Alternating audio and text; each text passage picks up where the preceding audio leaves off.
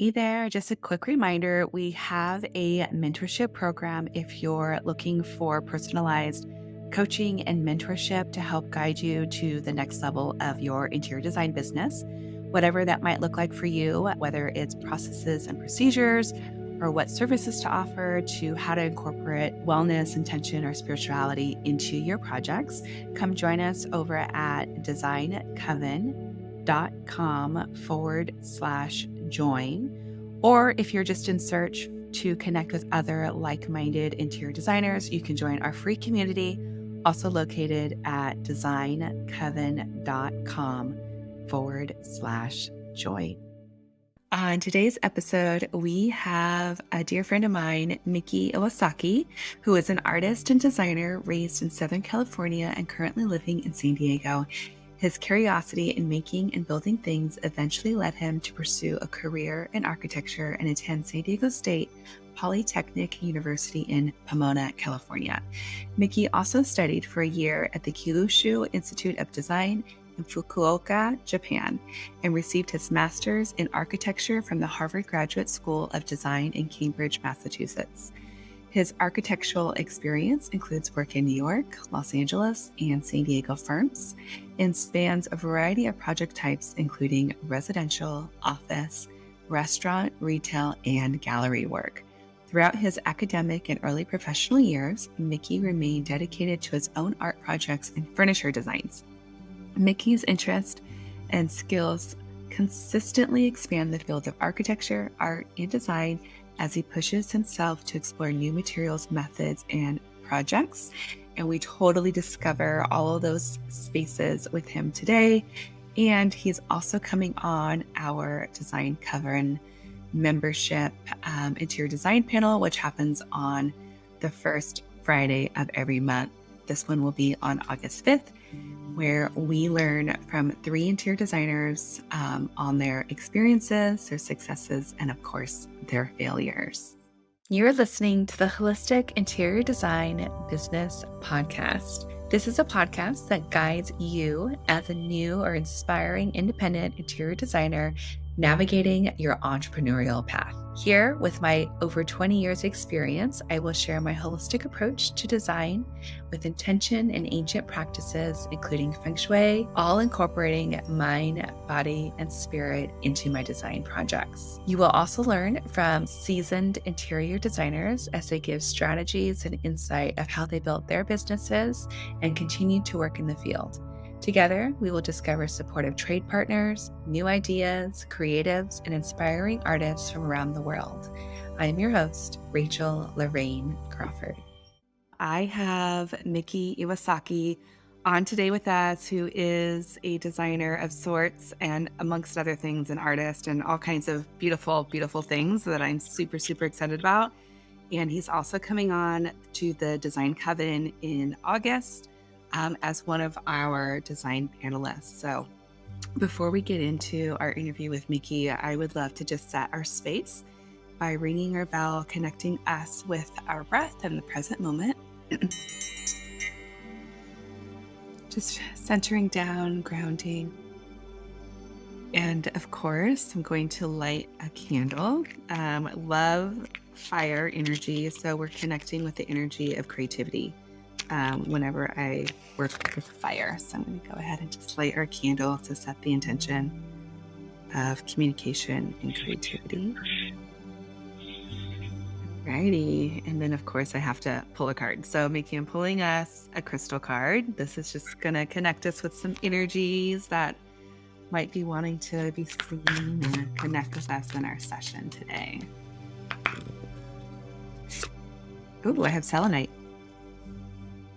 So selenite is consciousness and spiritual connection. I also really associate the selenite with the moon. I just think it has just a beautiful moon-like energy. So selenite clears, opens, and activates the higher chakras. It's a companion to all spiritual work, meditation, enhancing peace and calm. It helps create a peaceful space, protects us while working in the angelic realm. And I also love using selenite just to do a nice cleanse. So like if I am out, I'm with a client, or, something might have happened on a job site, So I'll have like a piece of selenite in my car, and I might just do a nice little cleanse, or I'll do it with my hands. And selenite is just a beautiful stone for just detoxing. I'll also put it in people's homes to kind of give that clearing energy. I feel like it's a running, almost like a running battery of clearing. And so that's fine. Yeah, it's so Very cool. good. All right, Miki, what do you have over there? What are you drinking? You showed me a glimpse of it earlier today. Yes, I am drinking 7-Eleven drip coffee. It is my sort of backup plan. I do love to get an Americano in the morning if I can stop at a good coffee shop. My coffee of choice is always Cafe Moto.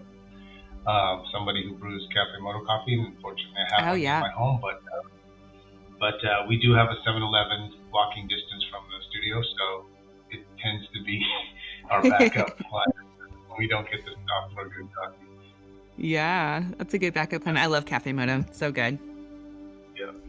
And I, of course, have a Peru tea. So I Oh, have the biscuit oolong from Amy. And yeah.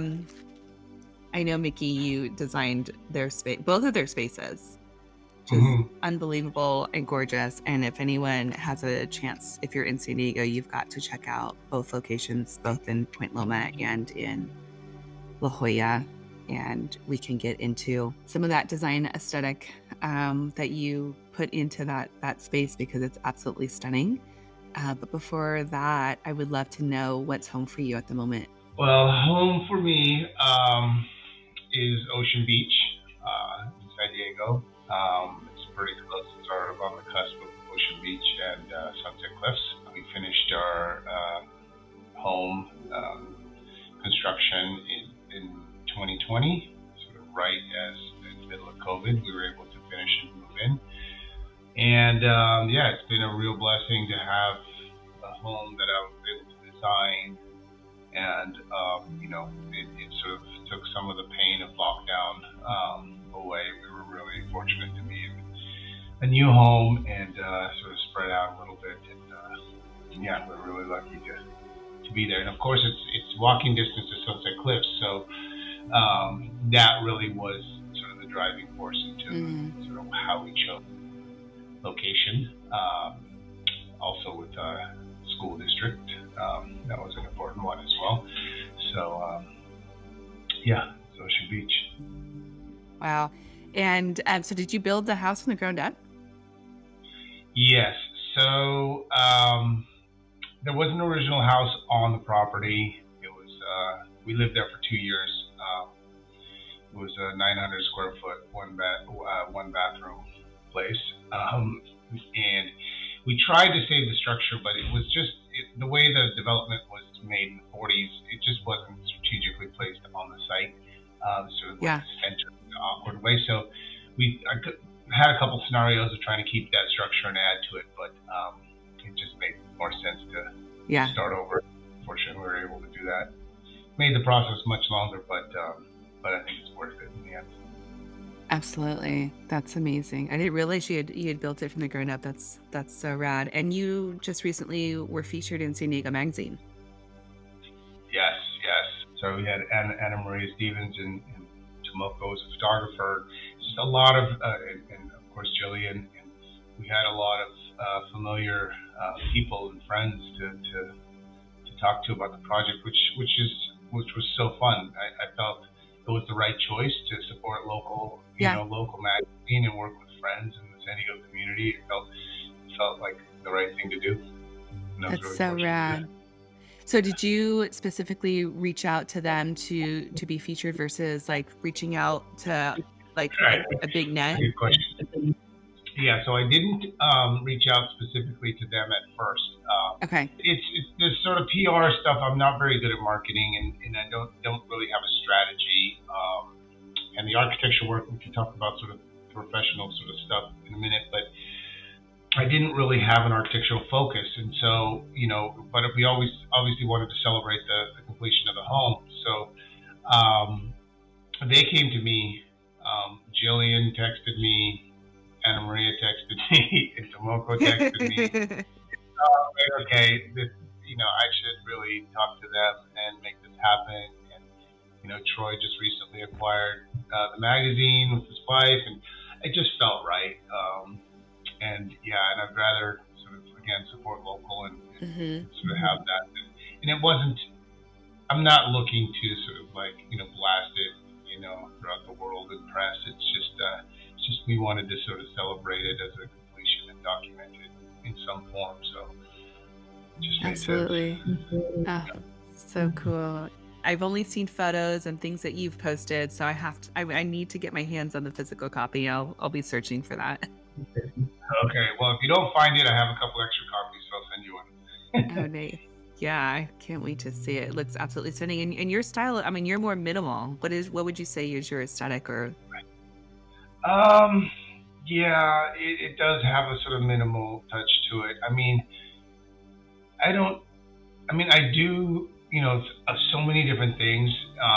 Just in the creative realm that when it comes to a home, my thought was to just have sort of a timeless, sort of neutral space that the activities of life sort of fill that space, rather than sort of have this strong sort of architectural language or sort of formwork or materials that sort of dominate the environment. I wanted to have something that felt calming and just sort of let the life happen inside. yeah, amazing. So I would sort of back up a little bit and kind of explore how you got into this world. How did you come into the world of design and I mean, I think I was very lucky in that I knew what I wanted to sort of do to a certain degree before. I mean, I think I was maybe 8 or 9 years old.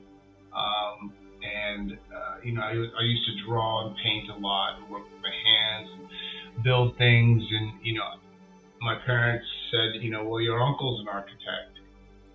Maybe that's something you'd want to do. And so I knew very young that I wanted to get into some kind of design field. And so that trajectory was just pretty linear. And when it came to selecting colleges, that's the sort of selection process that I made. It's interesting. I did sort of contemplate whether I wanted to get into education or design and architecture, and it sort of ended up after graduation, sort of doing both. But yeah, architecture and design was something that from a very, very early stage that I wanted to do professionally. So yeah, I feel very lucky. I mean, I think a lot of people struggle finding that place to sort of exert their energy and focus on. But fortunately for me, I knew what I wanted to do, and I can't see myself doing anything else. Yeah, I mean, that's just incredible. I've spoken to a lot of people where it's like they just knew, like from way little, what, especially I feel like with design, especially, or with artists, they kind of have this pull and this drive and this thing that just kind of takes them. And it's like you can't even control it, right? You just kind of dive into it. Yeah. Where, very, very young age is sort of where, and I think back now, I didn't know this then, but it's sort of where you get lost and time sort of disappears. And, it's all those things that we sort of talk about as sort of passion, where your passion lies. And you just get absorbed by the process. So yeah. So rad. And so are you currently teaching? Are you still teaching right now?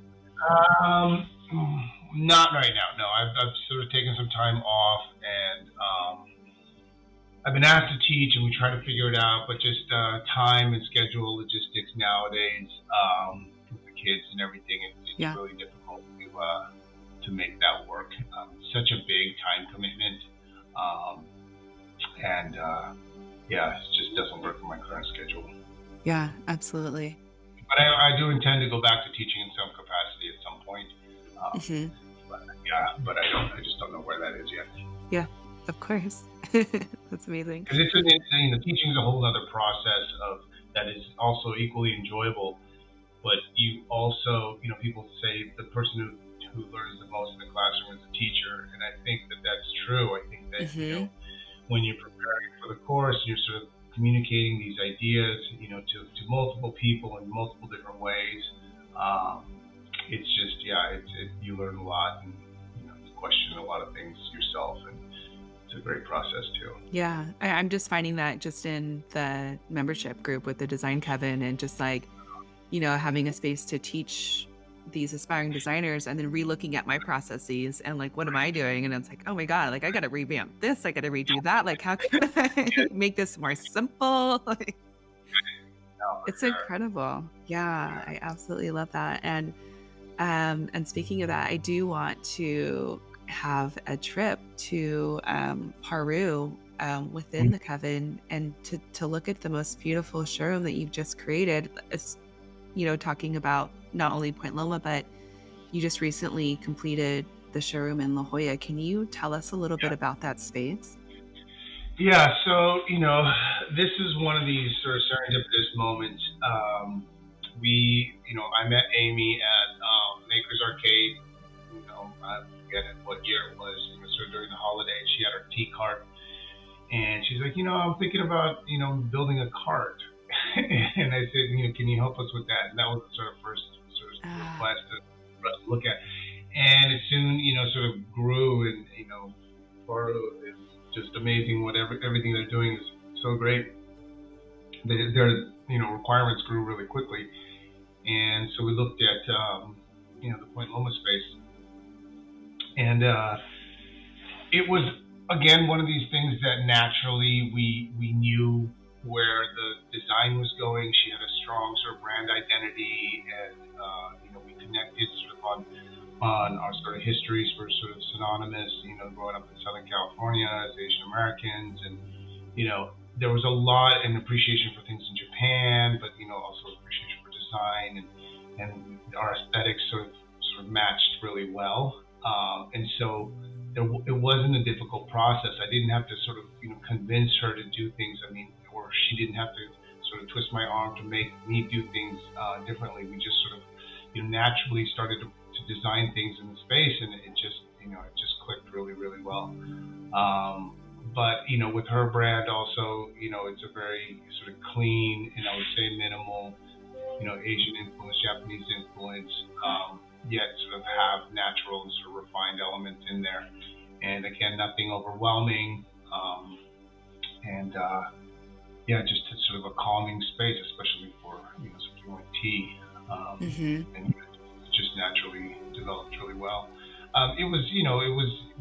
Both conditions were existing conditions that we had to sort of adapt to, and they had their limitations. So there were some challenges spatially, but yeah, we were able to figure out a great solution. Yeah, I mean, I just love the details that you put into it, and then and using the natural wood and expressing the green in the wood, and just keeping things so clean. And you're right, like your aesthetic and hers, it's just like a match. Like it's incredible. It's like I don't know if there's another designer that could have really connected so well with the brand. It Yeah, was no, we just were like very very lucky. Again, it just was it was just a natural fit, I think. Not that other projects and other things aren't exciting right. and aren't sort of an interesting fit in their own way. Like I'm talking about this car project, and I do have an interest in cars. So I have a '60s era van, and this is a '60s era van truck, and so there's a lot of other moments like that where you get to combine interests and get excited about things. But yeah, with Amy and Paro, it was yeah, it was definitely a great fit. Yeah, I was super excited when she, because Amy and I are good friends, and when she was telling me about the space and how she's bringing you on, and I was like, well, what? I was just so like, oh my god, and then I didn't even know Yeah, that you no, guys knew each other. true. Yeah, it is small world San Diego, and yeah, I mean, you and I have known each other for our kids, right? It was, Yeah, so yeah, it's great when these things sort of just come together. Yeah. yeah, it was awesome. I remember the first time I met you was at Design Within Reach, and you had your beautiful wooden rings that were for sale, and I was helping Britt. Right, right. Okay, yeah. Yeah. But it was before mixture, right? No, I was actually currently at Mixture because I You were was at working with mixture. Yeah, Okay. because Britt and I were working together, and then she was doing the show at DWR with you, with her plants and the orbs, and then I went there to help her. Great. Yeah. Yeah, that was many years ago now. I know. So yeah, that was Super Babies. And then you guys got pregnant, and then I got pregnant, and then we ended up in the same like baby group. And I was just like, oh my gosh. Yeah, I just brought some of that jewelry out because we did the Makers Arcade, so last weekend, and we're like, yeah, maybe we should, revisit this and develop some more pieces Oh again. my But gosh. yeah, that Yeah. I was mean, cool. they're like pieces of sculpture that you get to wear. Yeah, they're incredible. Super fun.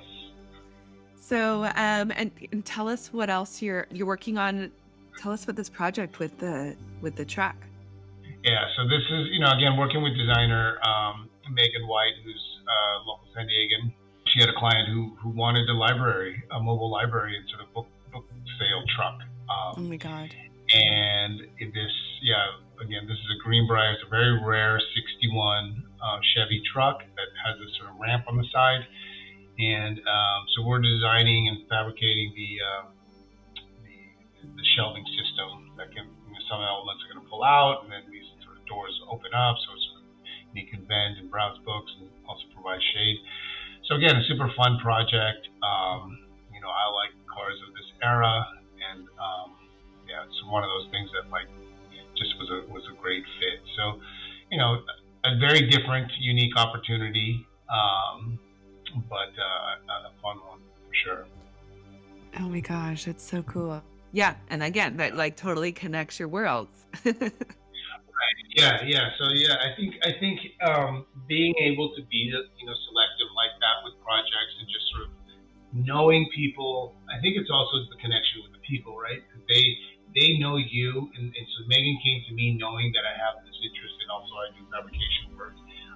And so just being open and honest, I think about what you like and what you do it sort of opens up those opportunities, right? It's sort of like you're not just I'm not hanging a plaque on my door hoping that somebody's just going to stumble in. It's just really Yeah. it's just through these networks, through these communications with people that I think these opportunities come. Yeah, absolutely. And I think your relationship and just all the connections that you've made in the past, is that typically how Mhm. you get all of your work? Is it through a Yeah, connection of some like I sort? said, I'm terrible. Yeah. So like I said, I'm terrible at marketing, and I've contemplated, maybe I should hire somebody, do other things, but it has been mostly word of mouth and just doing like doing makers and just bumping into people and just just sort of natural evolution, I suppose. Um, but it's also, I don't know, I guess the way sort of life evolves.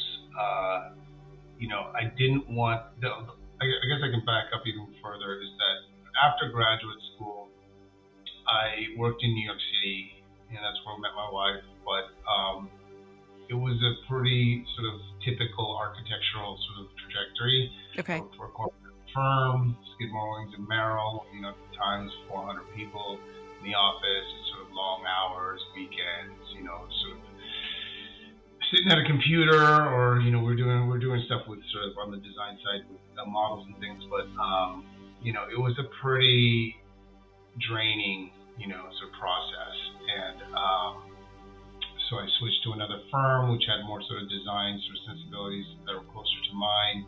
I worked for Annabelle Seldorf for several years. That she recently designed the San Diego MCASD in La Jolla.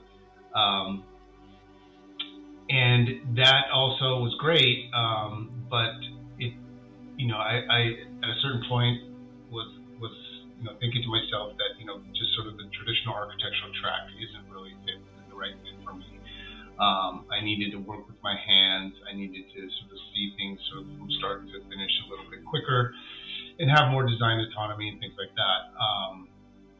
So that's how sort of this sort of evolution to having my own practice and taking on clients sort of evolved. But with that, of course, you have the freedom, right, to pick Hmm. your own schedule and sort of dabble in the interests that you have. and then that turns into sort of like okay, you have other priorities in life, right? And so kids come Yeah. along, and there's a lot of time commitment, and just that balance. My wife works full time too, and she's a therapist, and her schedule now is pretty set.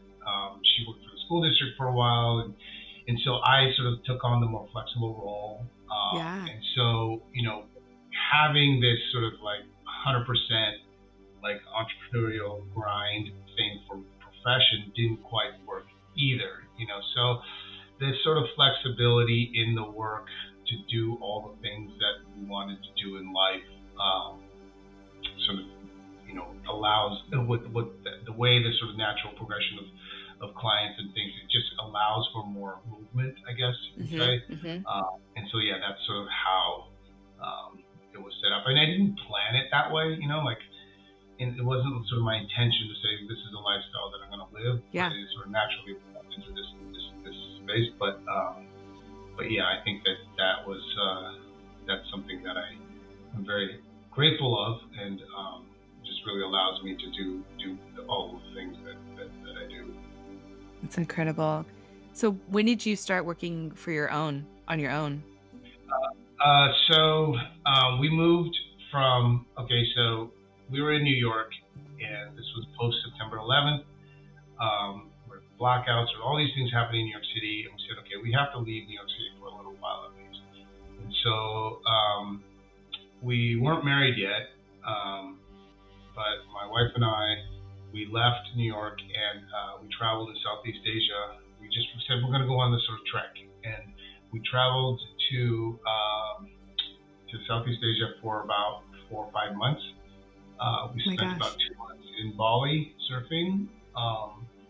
It's sort of like a lot of people have these moments, right? It's like you sort of leave and sort of try to find yourself and these things.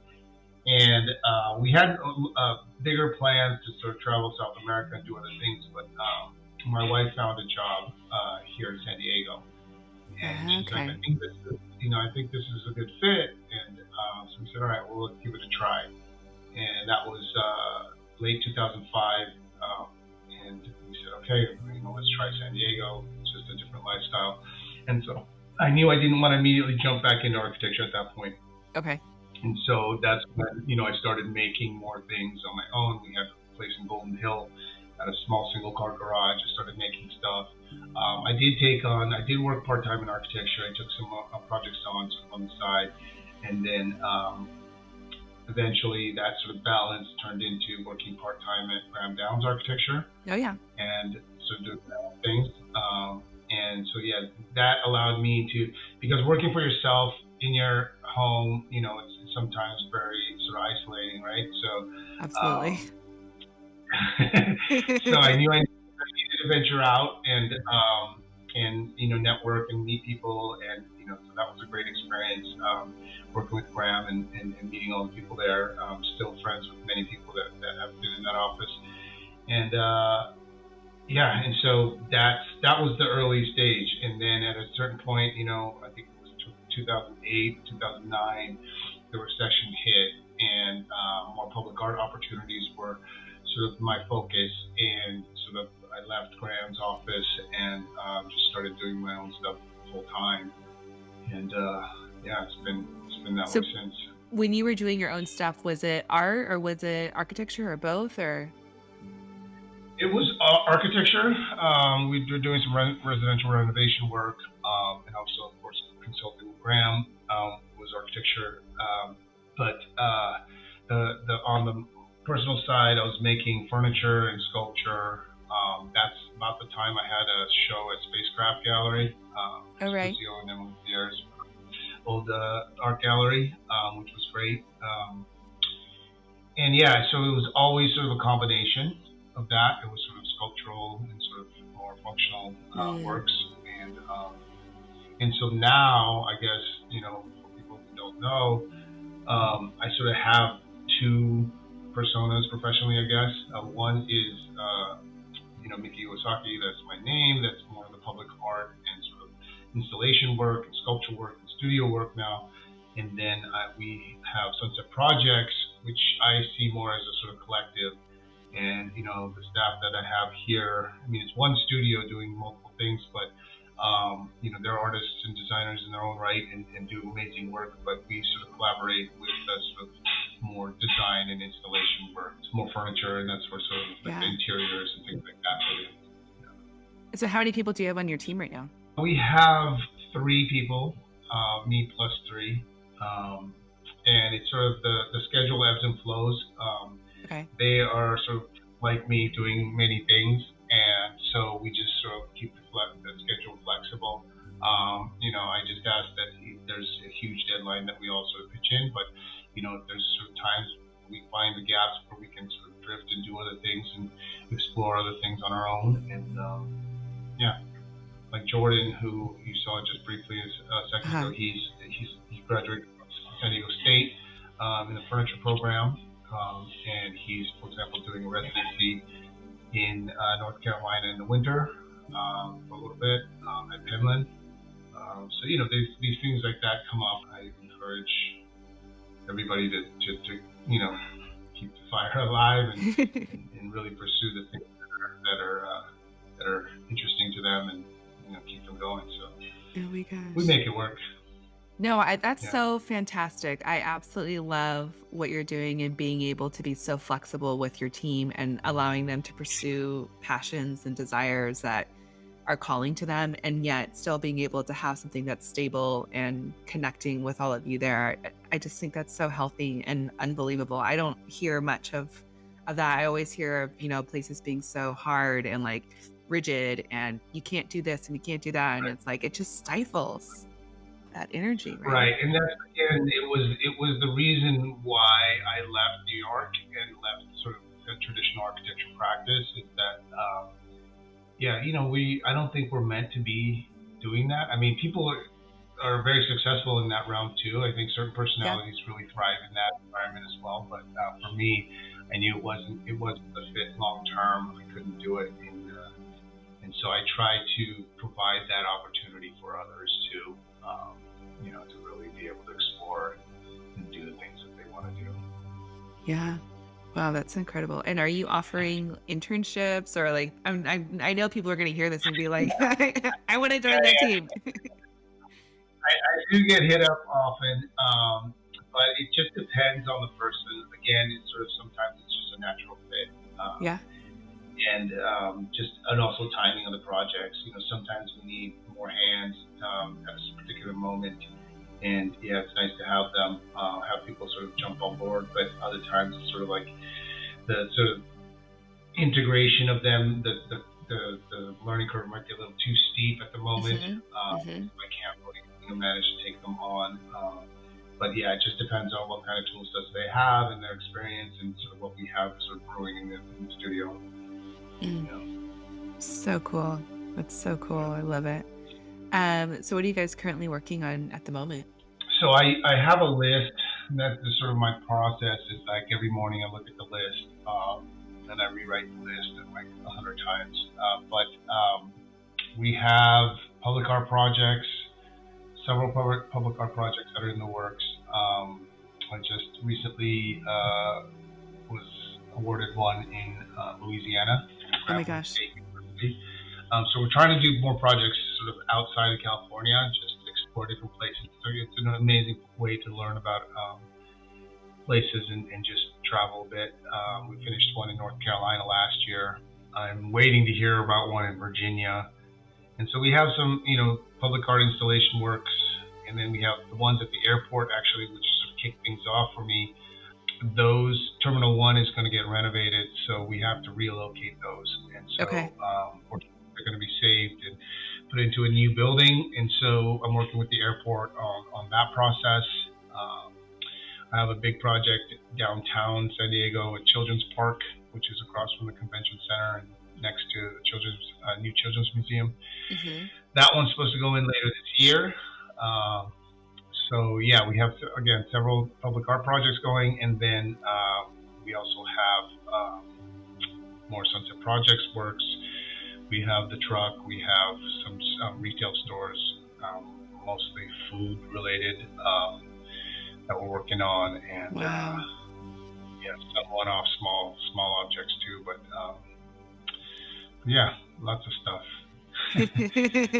That's so cool. I love it. So how do you stay? What are you practicing any rituals, or do you have any practices that you're enjoying to get you centered and grounded with all these things Yeah, that are I happening in mean, your life? that's a great question. That's that process is also sort of a project in itself, and constantly evolving. For the last sort of 4 or 5 years, I really got into CrossFit and working out, and my son joined me for a lot of that. And that I found was a great way to sort of, you know, clear the mind, sort of mind body connection, obviously staying healthier, and yeah, trying to just stay active, really, to keep up with the kids and keep up with the demands of work and things, because a lot of the stuff we do is very physical. And yeah, I'm not getting any younger, so the exercise component, I think, for me is very important. Just being into athletics as a child and youth, and I want to sort of continue to be able to use my body. But now I am still working out, sort of CrossFit related work, sort of HIIT training work, but I am trying to also take advantage of just slowing down a bit. And so for me, sort of just walking Yeah. has been sort of, my sort of go-to to sort of just clear the mind and relax a little bit, and but also just keeping moving. And of course, being in Ocean Beach near Sunset Cliffs, I mean, it's like you can't ask for a better, place to do that. And so I try to walk at least, 3 or 4 times a week, even if it's a brief walk, every day if I can. Just go down, see the ocean, hear the waves, breathe the air, take some steps, and yeah, try to clear the mind. Yeah, that's my favorite. Is just going to the water. Yeah.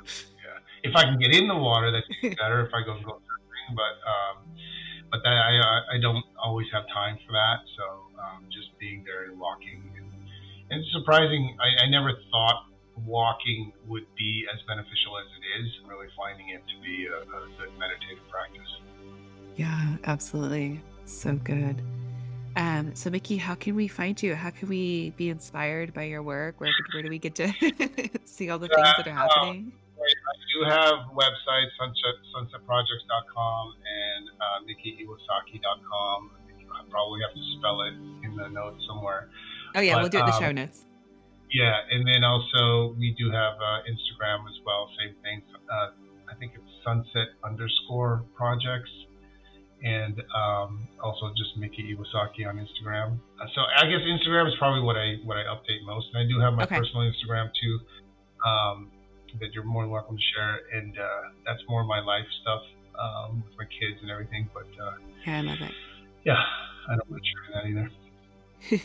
It's amazing. Yeah. Oh my goodness. But any of those modes, email fine, web contact fine. I try to answer all of my sort of messages pretty quickly. So yeah, if anybody needs to get in touch, please reach out. Amazing. And yeah, thank you again for coming on, and we will have you on the design panel here coming in August. And I think that's going to be such a beautiful opportunity for our members to get to know you even more and to ask all of their questions.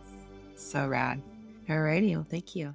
You've been listening to the Holistic Interior Design Business podcast. If it's one that you have been enjoying, please share with anyone else that you think can benefit from this knowledge, and leave us a 5-star review. That helps us get seen and found by other new and aspiring interior designers. And if you're looking for mentorship, I invite you to join our club here at the Design Coven. It's a bridge between school and real life interior design. We get in much deeper there. We have virtual and in-person events, so everyone is welcome. You don't need to have a design degree to be part of it, just an interest in holistic interior design. I also want to thank our editor, Marcy Ferry, and lastly, Kenseth Thibodeau, who is our music composer. Until next time, be well, and we will see each other soon.